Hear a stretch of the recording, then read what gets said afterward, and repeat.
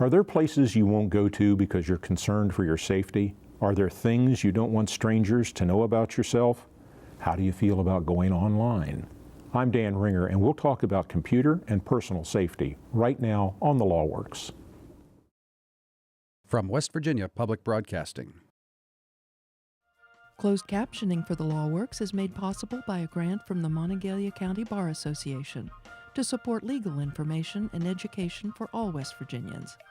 The Law Works is made possible by major grants from the Office of the West Virginia Attorney General and from Software Systems Incorporated, a West Virginia company established in 1975 which provides high-end support services, programming, and consulting for county government AS400 mid-range computer systems, as well as PC-based systems, and by a grant from the West Virginia Bar Foundation.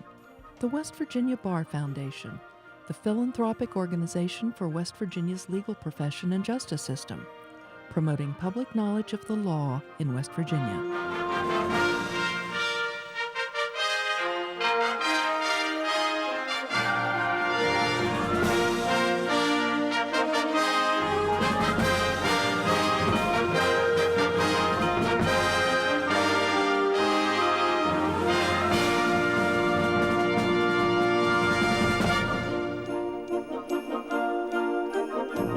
When you use your computer, do you practice safe computing? My guest is Jamie Manley of Software Systems Incorporated. Now we need to tell the audience Software Systems is one of the underwriters of this program, primarily because you guys do a lot of work with state and county governments dealing with legal matters. Right. Well, Jamie, all of us, it seems these days, have some kind of a computer, whether it's a desktop computer, a laptop computer, what we're calling tablets now, or a smartphone in our pocket. What's the most important thing, in your opinion, to do to be safe in using your computer? Well, I would say you want to make sure that everything is up to date. All your software, the operating system, if you use Microsoft Windows, or if you have a Mac, your Mac OS, also antivirus.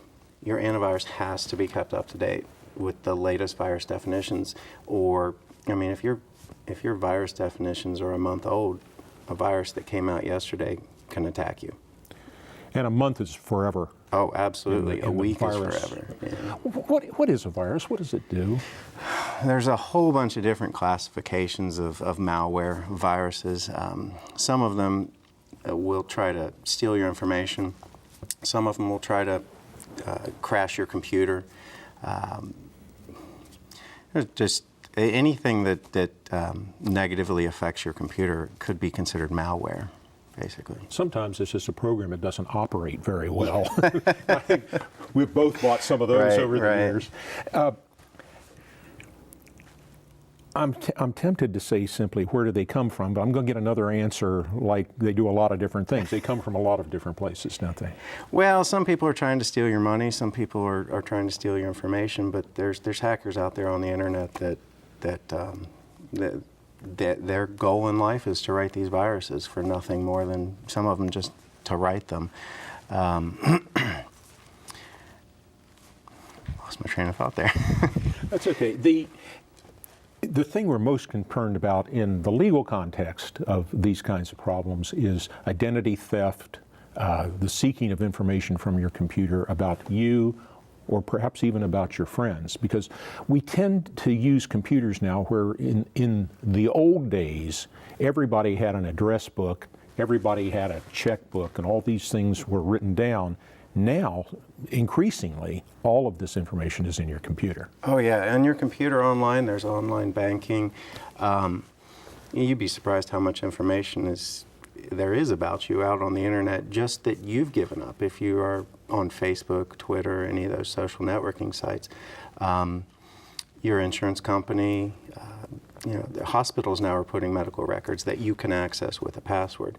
So a lot of these viruses are trying to get your passwords to locations. So if the first step is to make sure your software is up to date, because so many software updates, especially in the operating system from Apple or Microsoft, have security measures built into it. Right. the operating system, Microsoft and Apple updates are going to protect your computer from a hacker, not necessarily a virus, but an actual hacker trying to get into your computer to get that information off your computer. Your tax records that have your Social Security number, your Quicken records, any passwords that you've put into a text file on your computer. That's what the software updates from your operating system are going to protect you from, is that intrusion. The antivirus is really more of an outgoing thing. You've installed a program, a virus on your computer that is going to send that information out. And the antivirus programs search out and identify those programs. Yeah, they use what's called a signature. They've determined that this specific virus has a certain piece of code, computer code in it, that the antivirus will find that in any program that you have on your computer and say, that is infected with a virus. So the virus program changes the other programs. Some of them do. Some virus programs are just another application that's running on your system, and some of them will actually change system files, change common games or programs that you run. I had an issue this morning. Every morning I get on Facebook and I play some games. And I went to one of the game sites that I normally go to, and their website had been compromised to where it tried to download a file to my computer. Luckily, Google Chrome picked it up and said, "This is a bad file. Are you sure you want to download that?" And Google Chrome is the web browser that you're using. Right. There's, what are they? There's Internet Explorer, there's Firefox, Safari, Chrome. And all of these browsers now are being rewritten to look for things like that. Right. They're trying to be your first line of defense. But had I said go ahead and download it anyway and ignored Google Chrome, because you knew where you were going and what you wanted to do. right, then the next line of defense would be the antivirus that I'm running, which I use Symantec Endpoint. So When you're operating a computer, if you're online and you're comfortable with what you have been doing, watch out for things that are different. Different is generally bad. It means that somebody has gotten into where you want to go, or maybe into your computer, and changed something, and now this change is being brought to your attention. And I always like the Microsoft warning when everything's come crashing down and you get what they refer to as the blue screen of death. A message pops up that says something equivalent to, your computer is about to be destroyed, and then there's a box you have to click on. It says, okay? Well, no, it's not okay. But that's what the box says. right, The next line of defense is passwords. right. You know, a lot of every bank out there now is going to require what they call a strong or a complex password. And the thinking there is, if you use a common word, butter, as your password, then anybody could guess that. And there are hackers out there that have password hacking tools that will go through the actual U.S. dictionary, the English dictionary, not the U.S. dictionary, the actual English dictionary, and try the words as your password. Really? Yeah. And so people that use common words, you're just maybe delaying the hacker 5 minutes to get into your account. So banks and many websites are requiring a complex password, which needs to be a certain length, a mixture of characters, letters, numbers, special characters. And the thinking there is that in order now for a hacker to guess your password, he has to go through what they call brute force. And he has to try all A's and one B. Kind of like with a 4-digit PIN, there's 10,000 combinations, 1111, 1112. And so if the bank requires you to have a password that's larger than 8 characters, well, one hacker, it would take them 30 years. I don't know the exact number, but years to hack that. And so The banks are trying to get you to have complex passwords. The problem with that is we are so used to having simple passwords. So what we'll do is we will have that common word that we would use, orange. And the bank says you have to have a number. So we throw a number 4 at the end of it. And the bank says, no, you have to have one capital letter. So you capitalize orange. Well, these password programs now will modify their system to send out the words with the first letter capped and then random numbers after it. So now you've delayed the hacker an hour to get into your account. So it's pretty efficient to get into it, to hack into it. And there's this thing called distributed computing. How does that work? Well, with distributed computing, and this goes back to the viruses again, a hacker could write a virus and send it out to 1,000 computers. And now you've got 1,000 computers all trying to attack your password using just a piece of it. So this computer hits all the A's, and this one hits the B's, and this one hits the C's, and they're all trying at the same time. So what would have taken years to brute force attack an 8-character password, now a couple days. We're talking about computer and personal safety. My guest is Jamie Manley of Software Systems Incorporated. I'm Dan Ringer, and this is The Law Works. Again, Software Systems is one of the underwriters of this program. So when we hear in the news about large banks or big companies having their computers hacked and information disclosed, this is likely to be what's happened, is some hacker someplace is attacking that computer system and maybe using hundreds or thousands of computers, maybe your computer and my computer, right, to help get into that system. Exactly, and you wouldn't know that your computer is part of this network, this distributed computing network, if you didn't have antivirus installed on your computer, if you weren't keeping up with your updates, if you just randomly, wherever you went on the internet, said, oh yeah, sure, install that. My kid wants to play this game, so I'm going to install whatever it is that you say that I need to have. And therein is a lot of the danger, is we delight in downloading programs, oftentimes games, going on social networking sites like Facebook, playing games that are there. In fact, you got bitten by that this morning, but you caught it. Right. Well, yeah, I caught it because my browser caught it. So yeah. So you had help. I did. But you had the right help. You had the help that we're talking about. Right. You kept your software up to date. And how many months ago was it? Just a few months ago that I got hit with a virus, and I had to call Jamie to say, have you seen this before? And fortunately you had, and you directed me to the right programs to use to recover what I had lost. And that particular virus, all it wanted to do was to repeatedly direct the computer that was infected to a particular website. Sometimes you'll see programs that direct you to particular search engines. Now, why would somebody do that?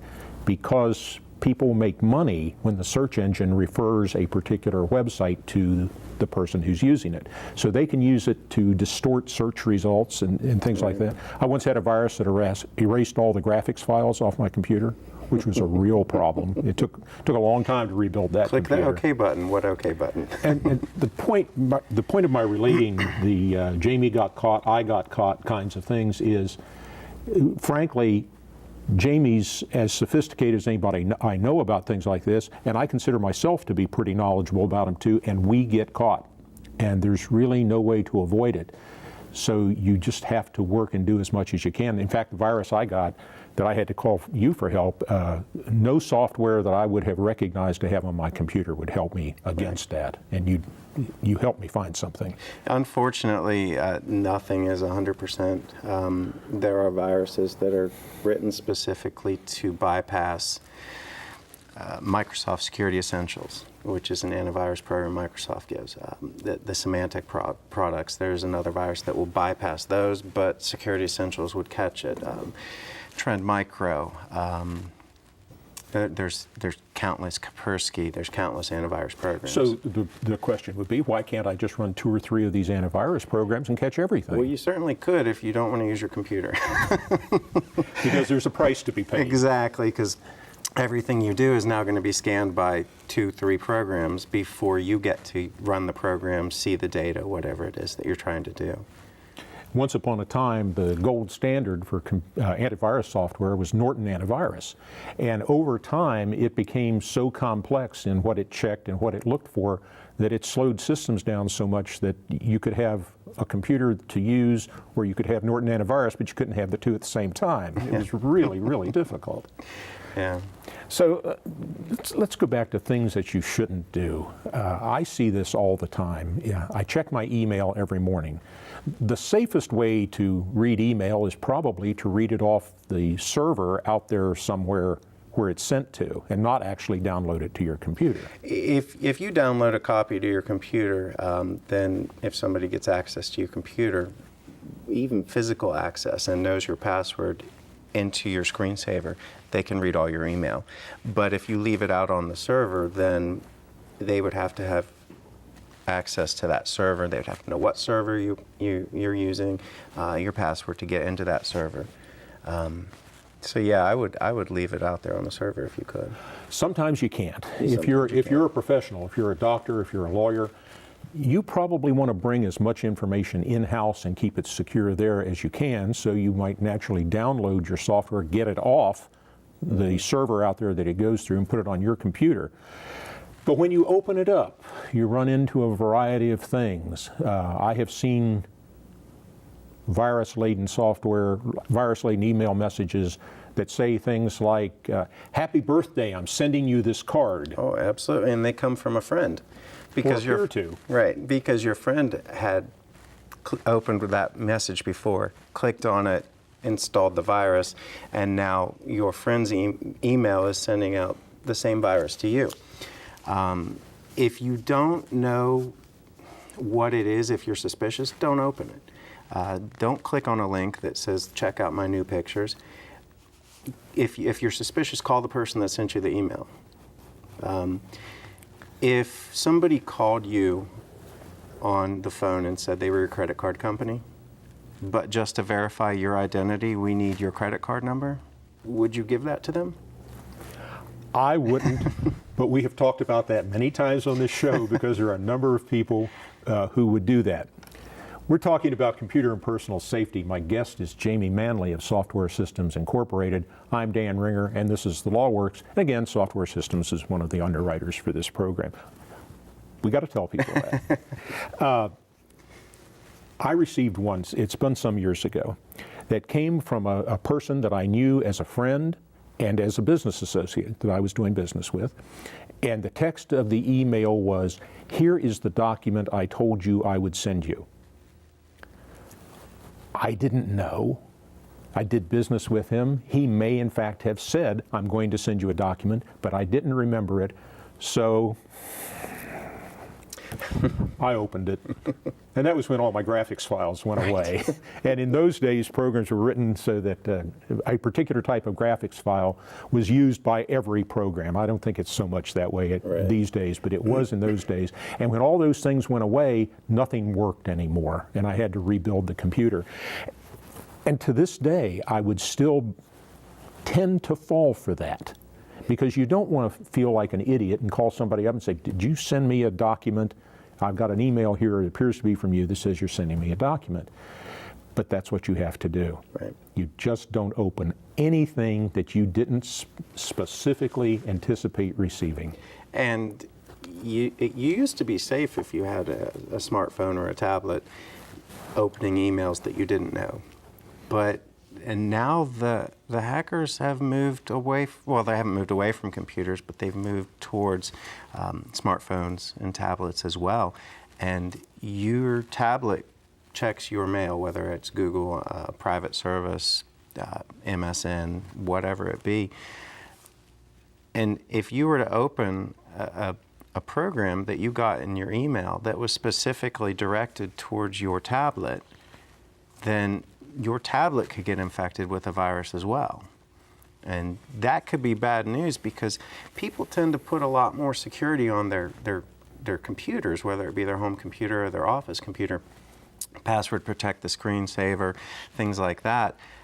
Maybe don't store the email password in their email client. But they figure, this is my tablet, this is my smartphone, I have it with me all the time, it's safe, nobody's going to get this, I don't need to protect it. But a virus that affects your tablet or your smartphone could take all of your information that's stored there, all of your emails, all of your contacts, everything about you, and send it off to another server.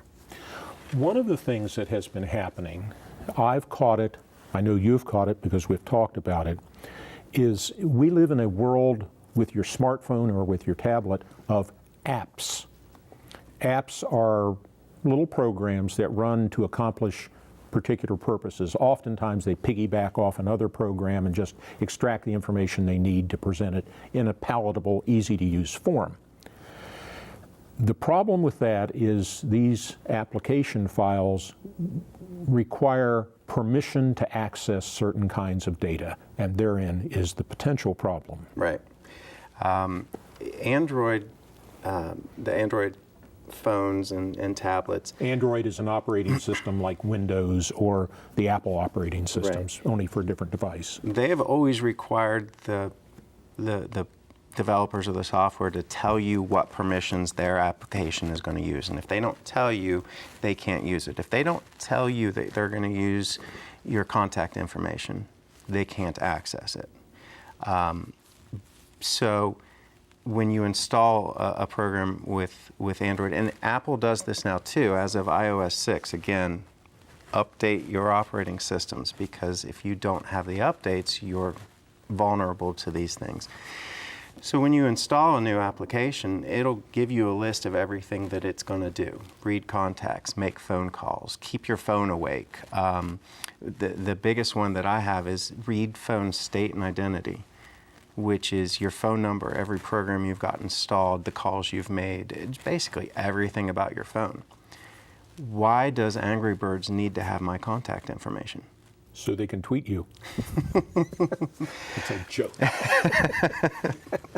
These, honestly, they're not trying to be malicious, most of these applications, 99% of them. Usually they just want to know who it is that downloaded our application and is using it now, and where do they live, and they get that information usually from your phone number. Tracking demographics to tailor ads. You know, when you play some of these games on your phone or your tablet, there's ads down at the bottom. You know, click on this website, download this app. They make money from that. So if they can tailor these ads to you, you're more likely to click on them, then they get the money. That's why the apps are free or only cost 99 cents. Right, They right. make money otherwise.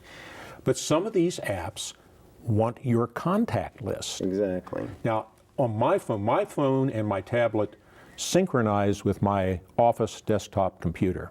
And I have about 2,300 contacts on my office desktop computer. So they all go into my phone, they all go into my tablet, and if an application wants my contact list, they get 2,300 names, many with emails, all with phone numbers. Well, and in your